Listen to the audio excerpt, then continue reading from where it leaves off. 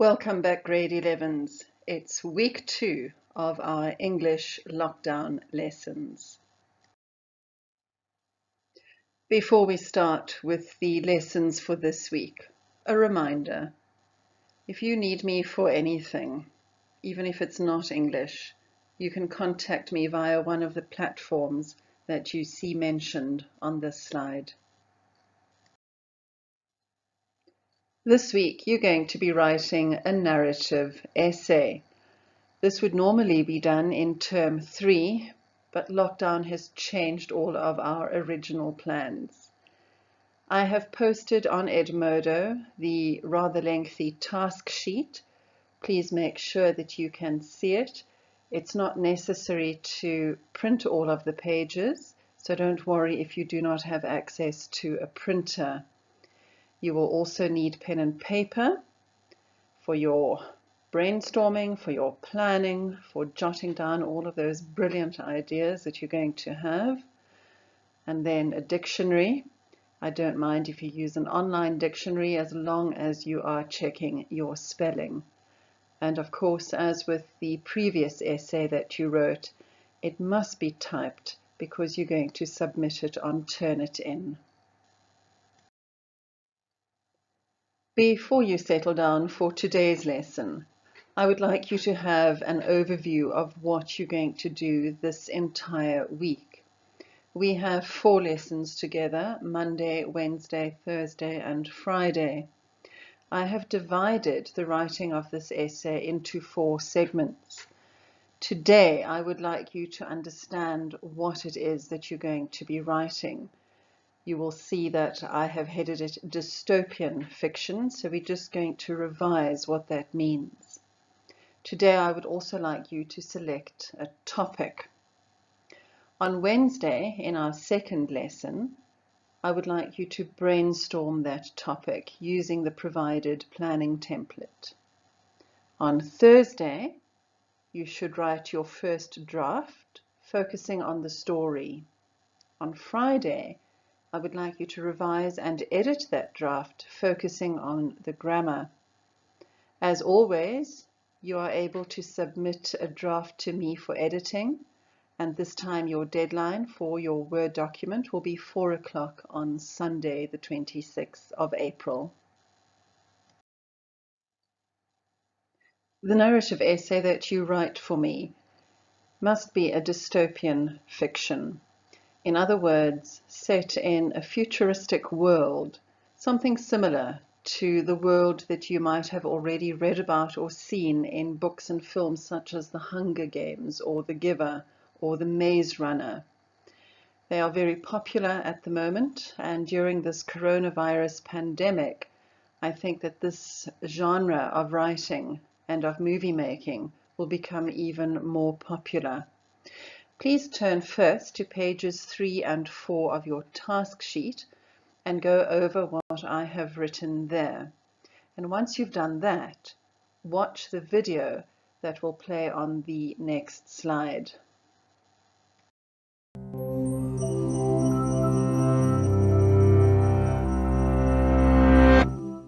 Have you ever tried to picture an ideal world, one without war, poverty, or crime? If so, you're not alone.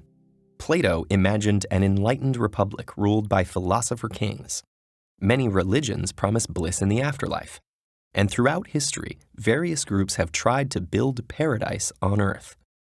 Thomas More's 1516 book, Utopia, gave this concept a name, Greek for no place. Though the name suggested impossibility, modern scientific and political progress raised hopes of these dreams finally becoming reality. But time and time again, they instead turned into nightmares of war, famine, and oppression. And as artists began to question utopian thinking, the genre of dystopia, the not good place, was born. One of the earliest dystopian works is Jonathan Swift's Gulliver's Travels.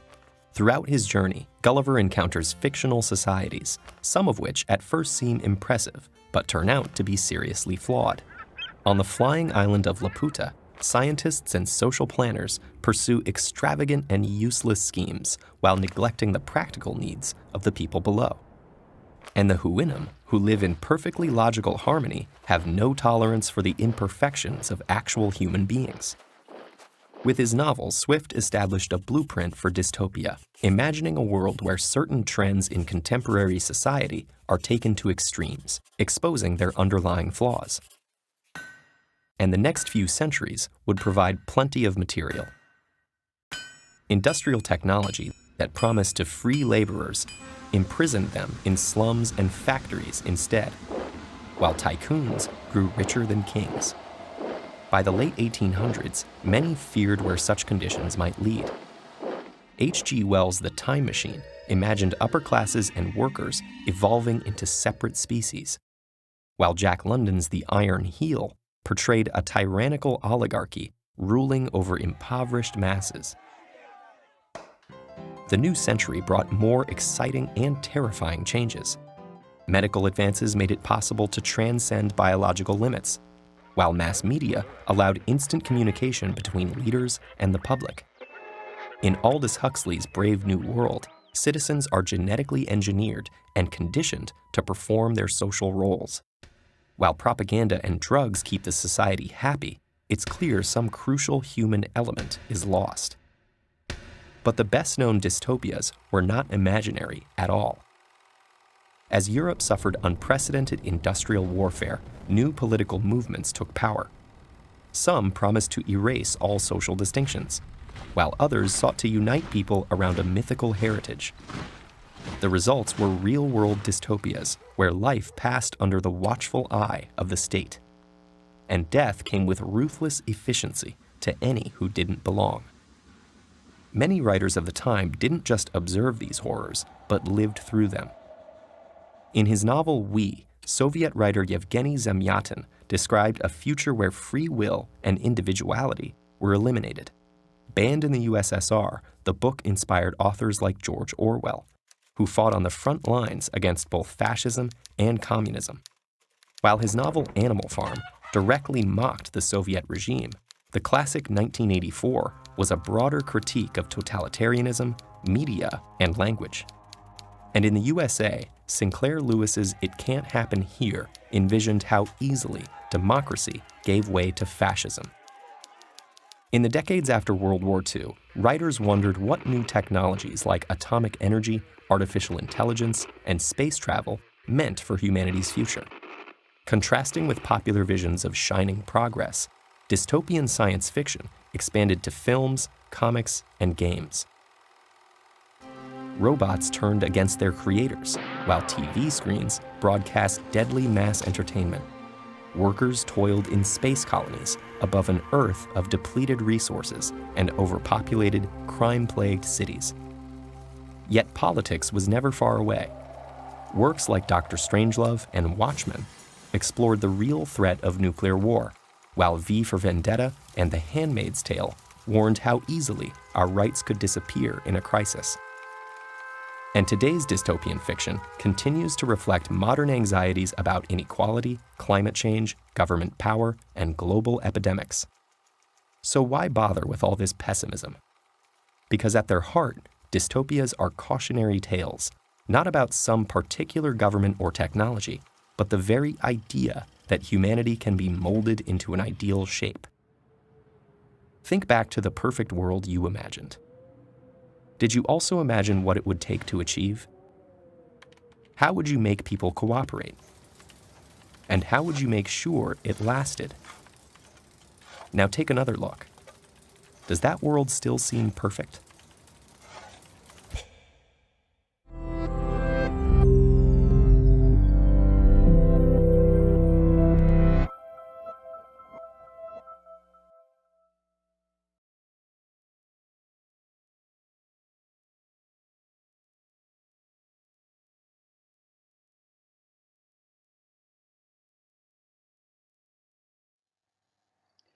Well, grade 11s, after watching that video explanation of dystopian fiction, I'm sure that you'll agree with me that the world as we are experiencing it now seems to fit into this dystopian mold.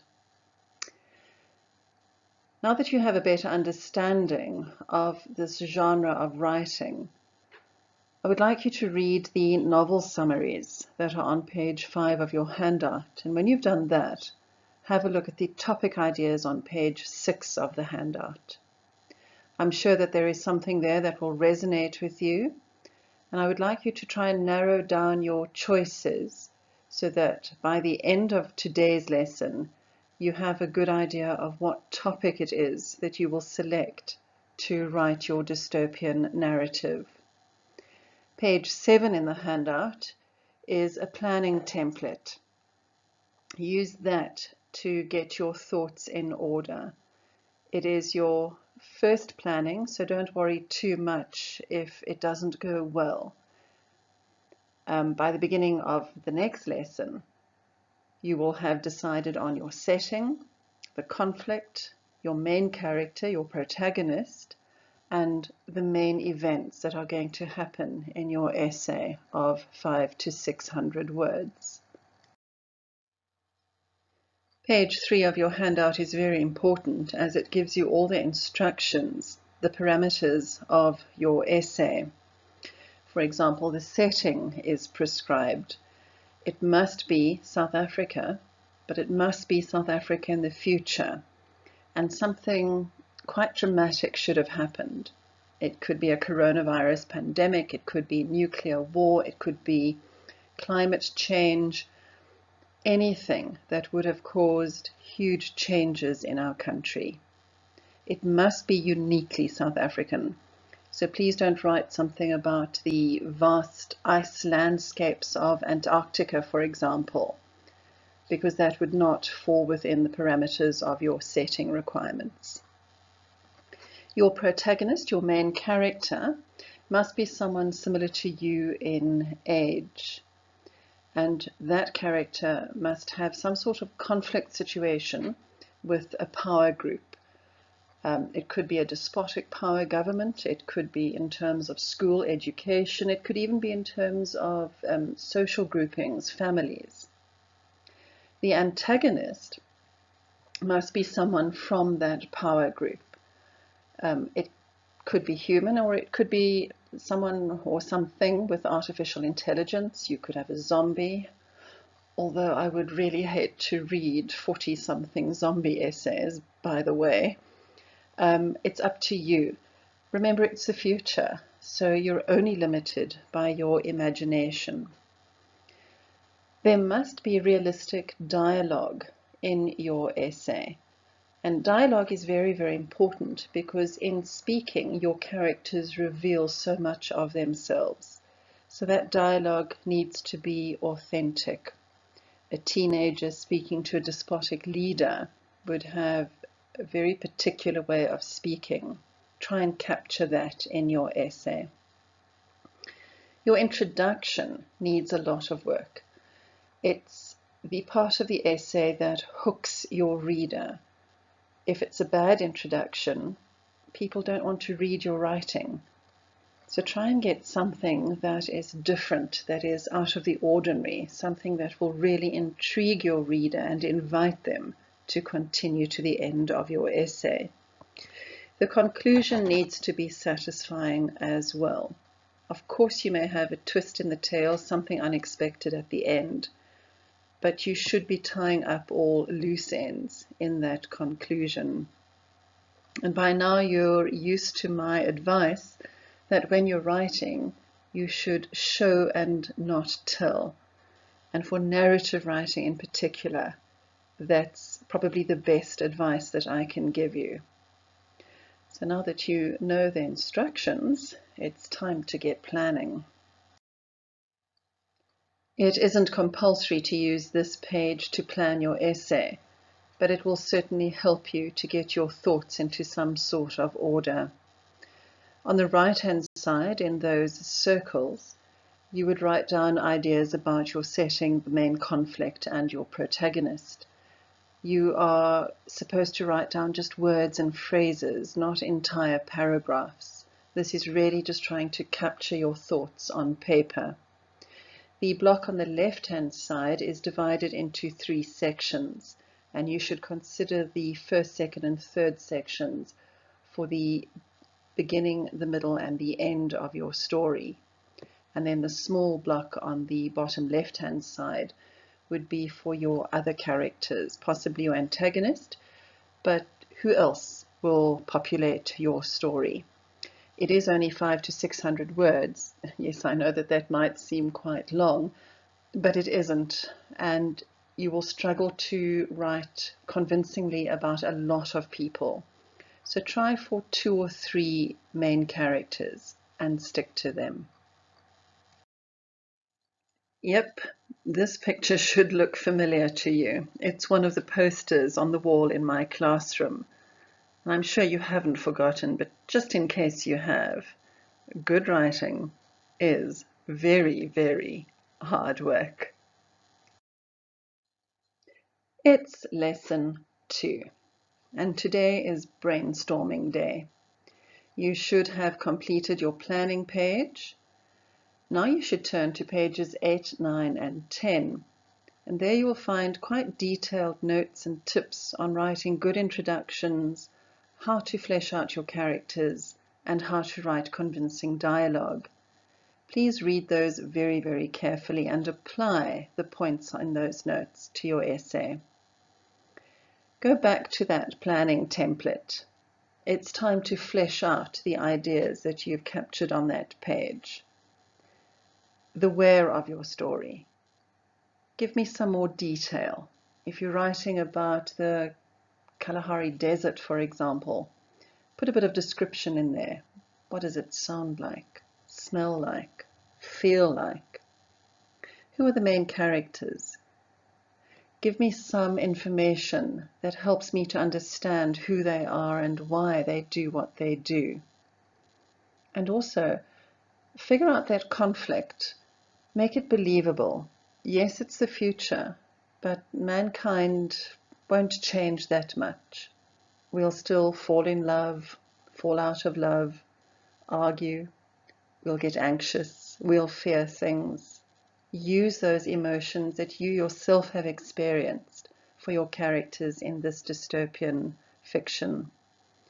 And by now, you should have a very clear beginning, middle, and end of your story.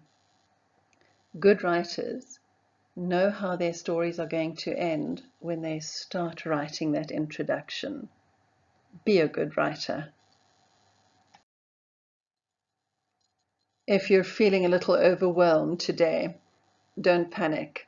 It is the most difficult day of this whole writing process. I often joke with you that that muse will not appear at your desk and whisper inspiration into your ear. It takes discipline to write. So the decisions you make today will determine the outcome of your essay.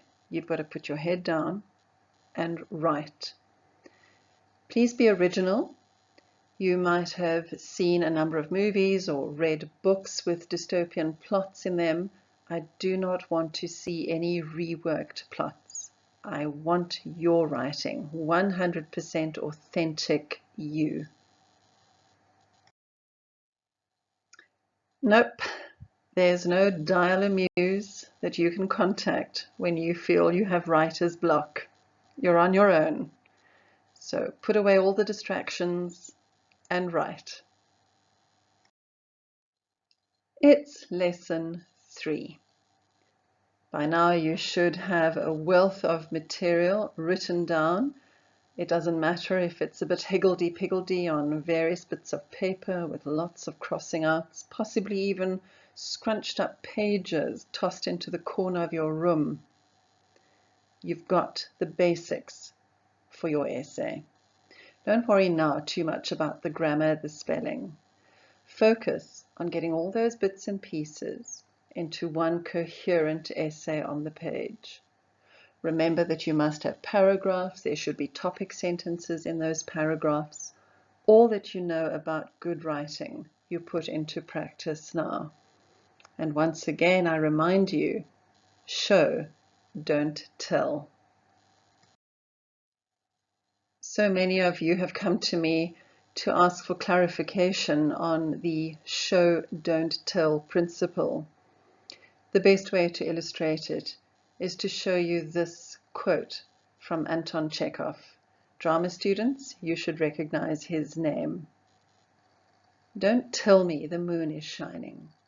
Show me the glint of light on the broken glass. Doesn't that sentence just offer up a wealth of possibilities? Why is the glass broken? What happened that night? You get the idea? You've come to the end of this week of essay writing. It's lesson 4, and it's time for you to revise and edit what you have written. One of the things that I've asked you to do in the past is to read your essay from the end to the beginning, sentence by sentence. It's a quick way to pick up silly mistakes, typos, those kinds of errors. Look for grammar errors. Use the spell check. Bribe someone at home to have a look at your draft. Make use of page 11, the editing page, on the task sheet. Rework what you feel needs to be reworked.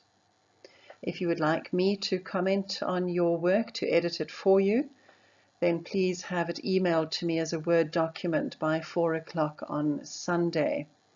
Remember, the usual rules apply. It must be a Word document, so don't PDF it.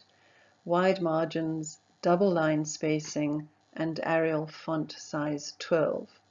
And grade 11s, please, please, please put your name on both the attachment label and the document itself.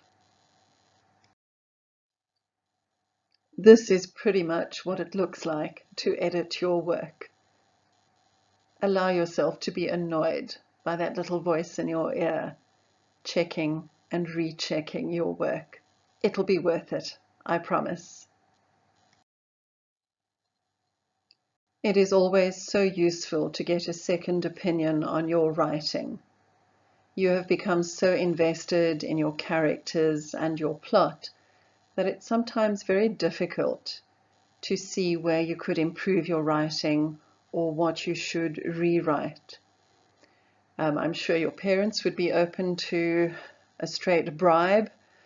I know as a mum that I would willingly read somebody's essay if the payment for that was going to be washed dishes, dog poop picked up, or bins emptied. So get creative and involve your lockdown family members in your essay writing. The deadline for your final essay is 9 p.m. on Thursday, the 30th of April. It must be submitted on Turnitin. You know the drill by now. And just a reminder about those requirements: wide margins, Arial font size 12, double line spacing, and your name on both the essay, the actual document, as well as the attachment label. I have uploaded this cover page as a separate document on Edmodo. I have left it as a Word document so that you can edit it yourself. Please take the time to type in the details, your name, the class, title of your essay, how many words you have used. Use the checklist for the Turnitin guidelines, and also give me thoughtful and fairly detailed self-assessment comments. If you prefer, you can print the page and write in that information and scan the document and email it to me. I will print all of these cover pages and attach them to the essays, which I will print from Turnitin. That plagiarism declaration at the bottom is a legally binding clause on your cover page. Please be very, very careful. Do not plagiarize. Cite any sources that you have used correctly, and make sure that you check on Turnitin what percentage you have received on the plagiarism checker. Next week, we shall continue with our novel study, The Great Gatsby. Make sure that you have your novel, your notebook, and very importantly, that A5 envelope with your individual essay question with the index cards inside. That's it. Another week of online English lessons completed. If you have any questions, any queries at all, remember that I am really just at the other side of this screen. Bye-bye. See you next week.